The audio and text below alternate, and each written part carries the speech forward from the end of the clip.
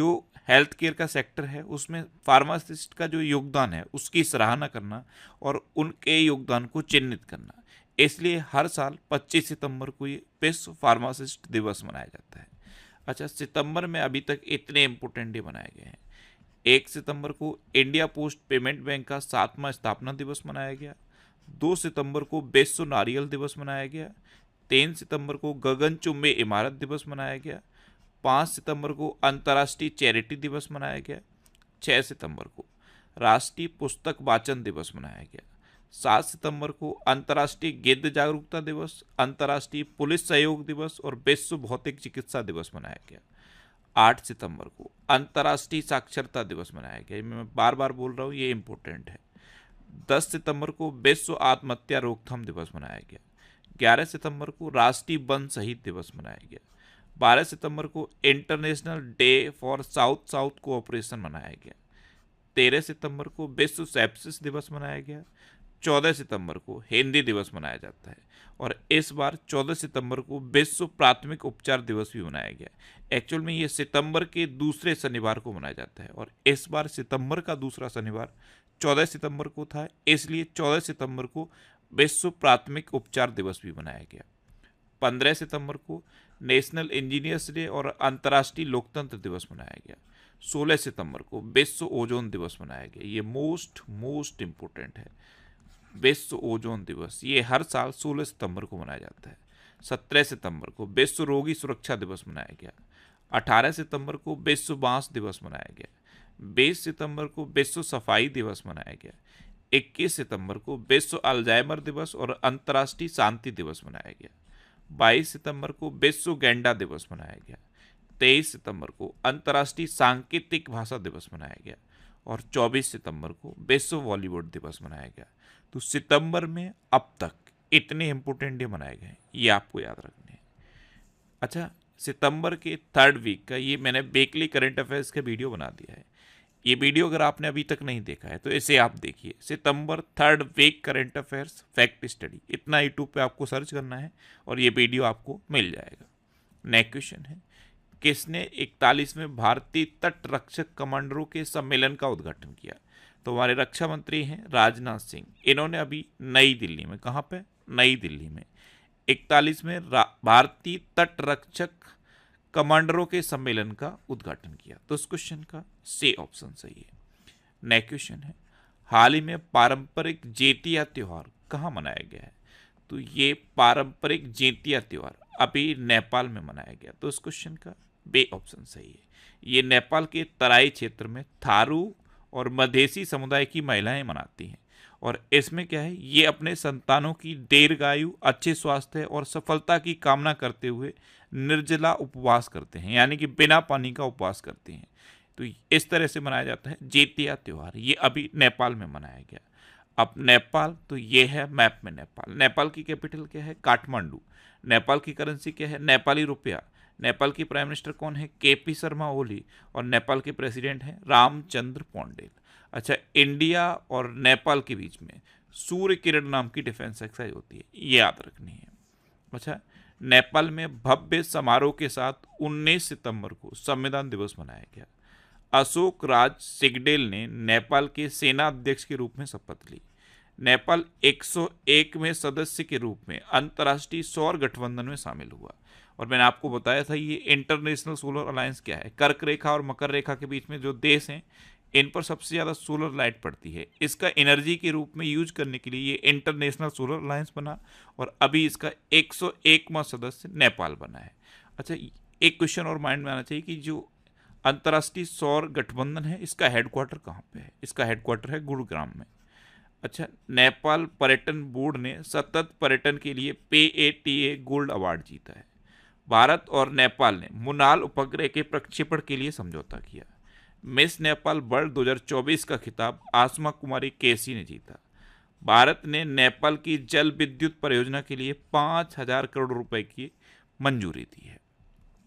Next question है, दक्षिण पूर्व एशिया के किस देश में समलैंगिक विवाह को कानूनी दर्जा मिला है? तो ये थाईलैंड में मिला। तो इस क्वेश्चन का सी ऑप्शन सही है। अब थाईलैंड, तो ये है मैप में थाईलैंड। थाईलैंड की कैपिटल क्या है? बैंकॉक। थाईलैंड की करेंसी है थाई बहत। और थाईलैंड के प्राइम मिनिस्टर कौन है? पे सिनवात्रा। कौन है? पे सिनवात्रा।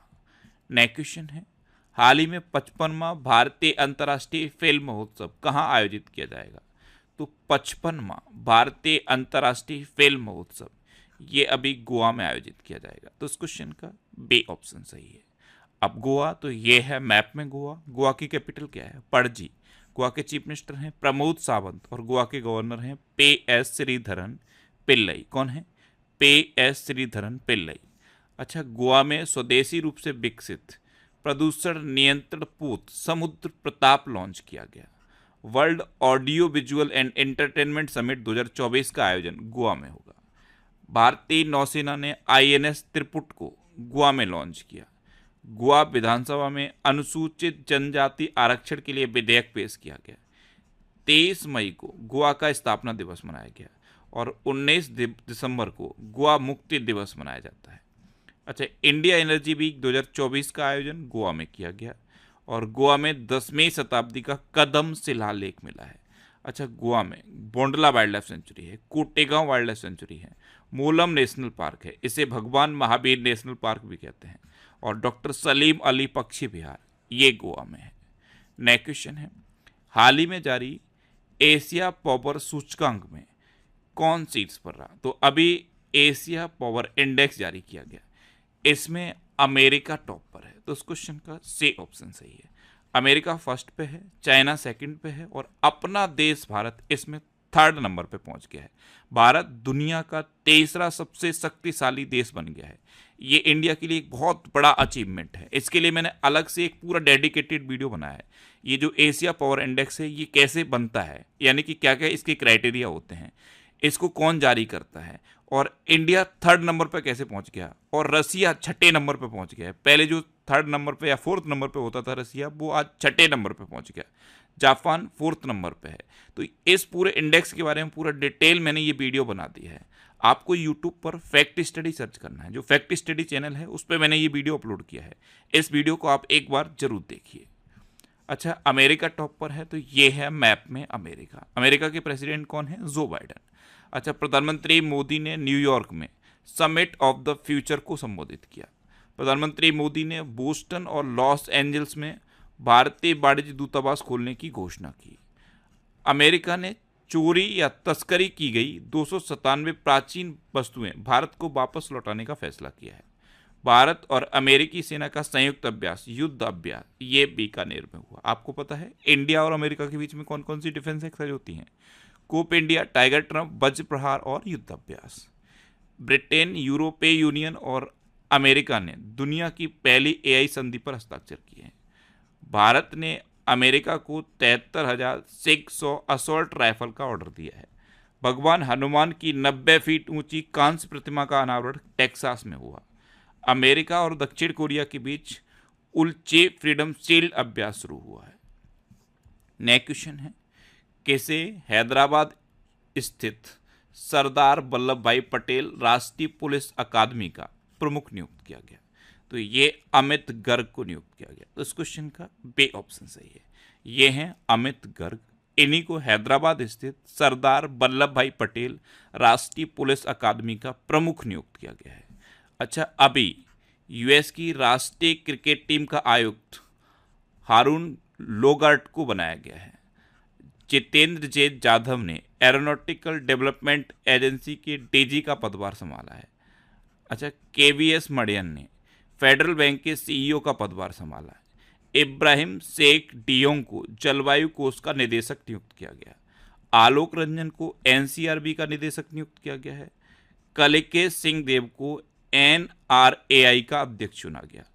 अमरप्रीत सिंह को अगले वायुसेना प्रमुख के रूप में नियुक्त किया गया। और केंद्र सरकार ने जस्टिस तासीर अबस्तान को जम्मू कश्मीर और लद्दाख उच्च न्यायालय का मुख्य न्यायाधीश नियुक्त किया। नेक्स्ट क्वेश्चन है, हाल ही में भारत के पूर्वोत्तर में किस राज्य ने उग्रवाद मुक्त होने की घोषणा की है? तो नॉर्थ ईस्ट का राज्य है मणिपुर। इसने अभी उग्रवाद मुक्त होने की घोषणा की। तो इस क्वेश्चन का सी ऑप्शन सही है। अब मणिपुर ने की, तो ये है मैप में मणिपुर। मणिपुर की कैपिटल क्या है? इम्फाल। मणिपुर के चीफ मिनिस्टर कौन है? एन वीरेन सिंह। और मणिपुर के गवर्नर कौन है? लक्ष्मण आचार्य। अच्छा, मणिपुर सरकार ने निमोनिया से निपटने के लिए सांस अभियान शुरू किया। 9 मैतेई चरमपंथी संगठनों को गृह मंत्रालय ने गैर कानूनी घोषित किया। वार्षिक उत्सव मेरा होचोंगबा ये मणिपुर में मनाया गया। जस्टिस सिद्धार्थ मृदुल ये मणिपुर के हाईकोर्ट के मुख्य न्यायाधीश बने। मणिपुर में खोंगजोंग दिवस मनाया गया। मणिपुर के मुख्यमंत्री ने हुन थड़ो सांस्कृतिक उत्सव का उद्घाटन किया। और मणिपुर के राज्यपाल ने प्राकृतिक खेती पर अंतर्राष्ट्रीय सम्मेलन का उद्घाटन किया है। नेक्स्ट क्वेश्चन है, किसे 2024 के एकलव्य पुरस्कार के लिए चुना गया? तो ये प्रत्याशा रे को चुना गया। तो इस क्वेश्चन का बे ऑप्शन सही है। ये हैं प्रत्याशा रे। ये उड़ीसा की एक तैराक हैं और प्रत्याशा रे ने इसी साल फरवरी में गुवाहाटी में खेलो इंडिया यूनिवर्सिटी गेम्स में 4 गोल्ड मेडल, 1 सिल्वर मेडल और 1 ब्रॉन्ज मेडल जीता था। इसलिए इनको 2024 के एकलव्य पुरस्कार के लिए चुना गया है। अच्छा, SIIMA 2024 में बेस्ट एक्ट्रेस क्रिटिक्स का पुरस्कार ऐश्वर्या राय ने जीता। SIIMA इसकी फुल फॉर्म क्या है? South Indian international movie awards. Prashanti Ram ने अपनी लघु कथा 9 यार्ड साड़ीज के लिए सिंगापुर साहित्य पुरस्कार जीता। जेमी ली कार्टिस ने अतिथि अभिनेत्री के लिए क्रिएटिव आर्ट्स एमी पुरस्कार जीता। गिनीज वर्ल्ड रिकॉर्ड्स द्वारा भारतीय फिल्म उद्योग में उत्कृष्ट अभिनेता के पुरस्कार से चिरंजीवी कोनेडेला को सम्मानित किया गया। 70वें राष्ट्रीय फिल्म पुरस्कारों में ऋषभ शेट्टी ने सर्वश्रेष्ठ अभिनेता का पुरस्कार जीता और वे वेदाचलम ने वे वेंकैया एपिग्राफी पुरस्कार जीता है। नेक्स्ट क्वेश्चन है, मनकेडिया समुदाय को किस राज्य ने विशेष आदिवासी समूह का दर्जा दिया है? तो मनकेडिया समुदाय, इसको अभी उड़ीसा सरकार ने विशेष आदिवासी समूह का दर्जा दिया है। तो इस क्वेश्चन का सी ऑप्शन सही है। अब उड़ीसा ने दिया तो ये है मैप में उड़ीसा। उड़ीसा की कैपिटल क्या है? भुवनेश्वर। उड़ीसा के चीफ मिनिस्टर कौन है? मोहन चरण मांझी। और उड़ीसा की गवर्नर कौन है? रघुबर दास। अच्छा, उड़ीसा में है वेलर द्वीप और वेलर द्वीप का नाम बदल के APJ अब्दुल कलाम द्वीप रखा गया है। उड़ीसा में पहली सिलिकॉन कार्बाइड सुविधा का उद्घाटन किया गया। नुआखाई उत्सव ये उड़ीसा में मनाया गया। उड़ीसा के मुख्यमंत्री ने सुभद्रा योजना शुरू की। उड़ीसा सरकार ने वर्दीधारी सेवाओं में अग्निवीरों के लिए 10% आरक्षण और उम्र में 3 वर्ष की छूट का निर्णय लिया। उड़ीसा में महाराष्ट्र और मध्य प्रदेश से 5 रॉयल बंगाल टाइगर लाए जाएंगे। उड़ीसा सरकार ने कामकाजी महिलाओं के लिए 1 दिन के मासिक धर्म छुट्टी की शुरुआत की और विश्व प्रसिद्ध वाहुड़ा यात्रा उड़ीसा में आयोजित हुई। अच्छा, उड़ीसा में रसीकुलिया बीच है, गोल्डन बीच है, सुनावेडा वाइल्ड लाइफ सेंचुरी है, कोठागढ़ वाइल्ड लाइफ सेंचुरी है, नलवन वाइल्ड लाइफ सेंचुरी है, बैसीपल्ली वाइल्ड लाइफ सेंचुरी है, गहिरमठ वाइल्ड लाइफ सेंचुरी है और चिल्का लेक है। चिल्का लेक भारत की सबसे बड़ी खारे पानी की लेक है। उड़ीसा में लिंगराज टेम्पल है, कोणार्क टेम्पल है और जगन्नाथ टेम्पल है। इतना आपको उड़ीसा के बारे में याद रखना है। नेक्स्ट क्वेश्चन है, कौन भारत से हथियारों का सबसे बड़ा आयातक बनकर उभरा है? तो भारत से हथियारों का सबसे बड़ा आयातक आर्मेनिया बना है। तो इस क्वेश्चन का बे ऑप्शन सही है, यानी कि भारत से सबसे ज़्यादा हथियार आर्मेनिया आयात करता है। अब आर्मेनिया तो मैप में कहाँ है? आर्मेनिया ये है मैप में आर्मेनिया। आर्मेनिया की कैपिटल क्या है? यरेवन। आर्मेनिया की करेंसी क्या है? Armenian dram. और आर्मेनिया के प्राइम मिनिस्टर कौन है? Nikol Pashinyan. कौन है? Nikol Pashinyan. नेक्स्ट क्वेश्चन है, DRDO ने किस IIT के साथ मिलकर अभेद्य light weight bullet proof jacket विकसित की? तो DRDO यानी कि defence research and development organisation, इसने अभी IIT दिल्ली के साथ मिलकर अभेद्य नाम की light weight bullet proof jacket develop की है। तो उस क्वेश्चन का ए ऑप्शन सही है। अब IIT की बात है तो अभी भारत के बाहर अबू धाबी में IIT दिल्ली के नए कैंपस का उद्घाटन हुआ था। NIRF यानी कि नेशनल इंस्टीट्यूशनल रैंकिंग फ्रेमवर्क सूची में लगातार 6ठी बार IIT मद्रास टॉप पर रहा। उच्च शिक्षा संस्थानों की राष्ट्रीय रैंकिंग में IIT मद्रास टॉप पर रहा। IIT खड़गपुर ने सुंदर पिचाई को डॉक्टर ऑफ साइंस की उपाधि से सम्मानित किया। IIT दिल्ली ने 4 वर्षीय स्नातक कोर्स बीटेक इन डिजाइन शुरू करने की घोषणा की। IIT मद्रास ने भारत को वैश्विक शतरंज महाशक्ति बनाने की योजना का अनावरण किया और IIT गुवाहाटी के शोधकर्ताओं ने अफ्रीकी स्वाइन फीवर वायरस प्रोटीन की खोज की है। नेक्स्ट क्वेश्चन है, हाल ही में Uttar Pradesh international trade show के दूसरे संस्करण का उद्घाटन किसने किया? तो ये जो Uttar Pradesh international trade show है, इसका दूसरे संस्करण का उद्घाटन ग्रेटर नोएडा में उपराष्ट्रपति जगदीप धनखड़ ने किया। तो इस क्वेश्चन का बे ऑप्शन सही है। ये हमारे उपराष्ट्रपति जगदीप धनखड़, इन्होंने ग्रेटर नोएडा में Uttar Pradesh international trade show के दूसरे संस्करण का उद्घाटन किया। नेक्स्ट क्वेश्चन है, किस राज्य सरकार ने न्यूनतम वेतन बढ़ाने की घोषणा की है? तो ये दिल्ली सरकार ने की है। तो इस क्वेश्चन का सी ऑप्शन सही है। आपको पता है दिल्ली की अभी नई चीफ मिनिस्टर बनी है आतिशी मारलेना। इन्होंने अभी अकुशल मजदूरों को 18,066 रुपये, अर्धकुशल मजदूरों को 19,929 रुपये और कुशल श्रमिकों को 21,917 रुपये न्यूनतम मजदूरी डिसाइड की है। नेक्स्ट क्वेश्चन है, हाल ही में किसने विद्यार्थियों के स्मार्टफोन पर प्रतिबंध लगाने का कानून बनाया? तो विद्यार्थियों के लिए स्मार्टफोन को बैन करने का कानून ये कैलिफोर्निया ने बनाया। तो इस क्वेश्चन का बे ऑप्शन सही है। और कैलिफोर्निया USA का एक स्टेट है, ये है मैप में कैलिफोर्निया। ये यूनाइटेड स्टेट है, यूनाइटेड स्टेट का ये एक स्टेट है कैलिफोर्निया। इसने विद्यार्थियों के लिए स्मार्टफोन पर बैन लगाने का कानून बनाया है। अब लास्ट वीडियो के क्वेश्चन का आंसर। लास्ट वीडियो में मैंने आपसे क्वेश्चन पूछा था कि कैसे NCRB का निदेशक नियुक्त किया गया। तो आलोक रंजन को अभी NCRB का निदेशक नियुक्त किया गया। तो इस क्वेश्चन का बे ऑप्शन सही है। NCRB यानी कि नेशनल क्राइम रिकॉर्ड्स ब्यूरो, इसका निदेशक अभी आलोक रंजन को नियुक्त किया गया। और मोस्टली